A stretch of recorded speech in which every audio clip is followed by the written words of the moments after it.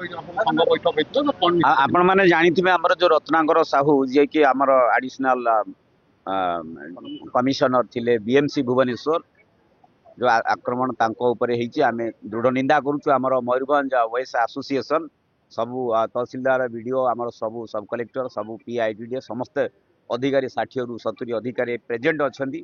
एवं ए क्षेत्र में आम सबू काम आम करुचु लोक लोक जोटा सुविधा हो पार भत्ता ठारू घर एवं बन्या बात्या रथ विभिन्न कार्यक्रम आम सब सामिल हो तेणु आम मान आक्रमण हेले आमे तो कहार भूल करूना आम मेहनत करी आम विभिन्न परिवार विभिन्न जिलूर प्रतिनिधित्व करें कम करूँ ट्रांसफर फांसफर ए क्षेत्र में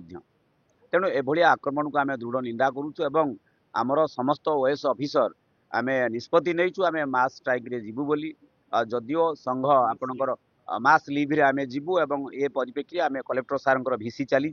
आम अपेक्षा करूँ बाहर आम सार को आमर दाबीपत्र जनइबू जो मैंने दाबीपत्र डिमांड रोचे आमर जो मैंने रत्नाकर बाबू ऊपर जो आक्रमण होती समस्ते गिरफ हुंतु एवं ता सहित निकट में आपड़ जानिथिबे दुईटा घटना मयूरभंज घटी जथा आमर एडिशनल तहसीलदार कप्तिपदार से गोटे समस्या होता से माड़पीट कले घोषाड़ी मारे थाना सम्मुखें द्वितीय कथा ये अल्प दिन तले आपणकर तहसीलदार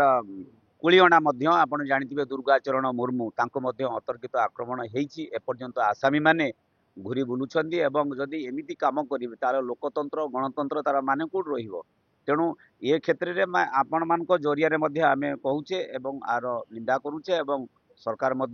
से पदक्षेप नियंतु केमती अरेस्ट करा जाई परिबो समस्ते एवं आईन अनुसार कार्यकारी कले आम खुशी हबु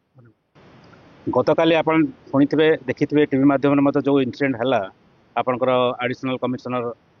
बीएमसी जो हमर रत्नाकर साहू सीनियर जन वाइस अफिसर तांको ऊपर केमिति आक्रमण करागला तो आमे चाकरी जीवन में एमएलए माने माड़ देखी नु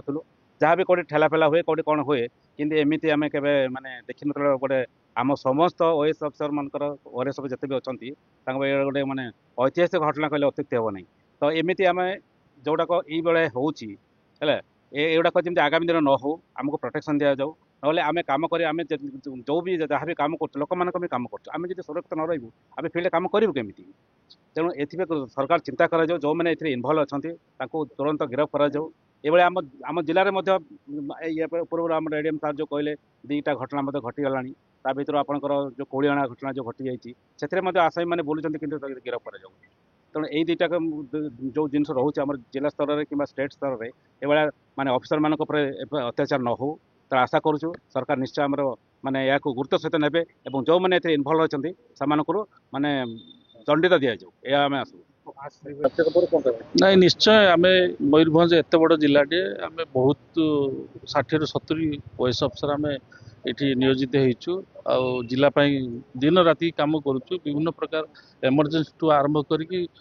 सरकारी योजना को तृणमूल स्तर में पहुँचापी आम दिन राति प्रयास करुचु सरकार निर्देश सब आम पालन करुचु निश्चय सरकार आम प्रति दायित्ववान हेबे आम मान प्रति जो खास करके तहसील एवं ब्लॉक मानक अफसर मानक ये आक्रोशर शिकार होगा पड़ुछि दिन को दिन एबे रिसेंटली जो एडिशनल तहसीलदार आम कप्तिपदा सब डिविजन मरणांतक आक्रमण होता अवश्य आमर ऑनरेबल मिनिस्टर रेवेन्यू एटा को हस्तक्षेप करी आसामी मान को गिरफ्त कर आम धन्यवाद जनाऊँ तो सहित एबे रिसेंटली आमर कुलिअणा तहसीलदार तांको मध्य माने आक्रोशर शिकार होगी से बहुत प्रकार ह्यूमिलेसन माड़ खाई तापाई एजाए आमर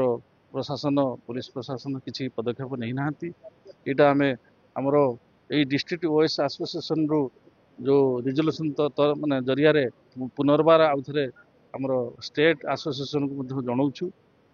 निश्चय आमर यही जो आक्रोशर दिन को दिन शिकार होगा बढ़ी चलती एपाई सरकार निश्चय आम किसी सुरक्षा देवे आमिति जड़े ऑफिसर आमर ऑफिस काम करी सी सुरक्षित नुहे आम केमी जनसाधारण को राति दिन की आम एकुटिया जाऊँ विभिन्न प्रकार फील्ड रे लोक मान आक्रोशर शिकार होती आमको प्रोटेक्शन न मिल आम केमी सरकार विभिन्न प्रकार कार्यक्रम को केमी सेवा दे पार तेणु आमर आज जो डिस्ट्रिक्ट मयूरभंज डिस्ट्रिक्टर जो ओएस एसोसिएशन समस्ते एक स्वर निष्पत्ति नहीं मास स्लीप आम जीव अनिर्दिष्ट काल जो जाए सरकार आम मान प्रति न्याय न निश्चय आम मास स्लीप जीव।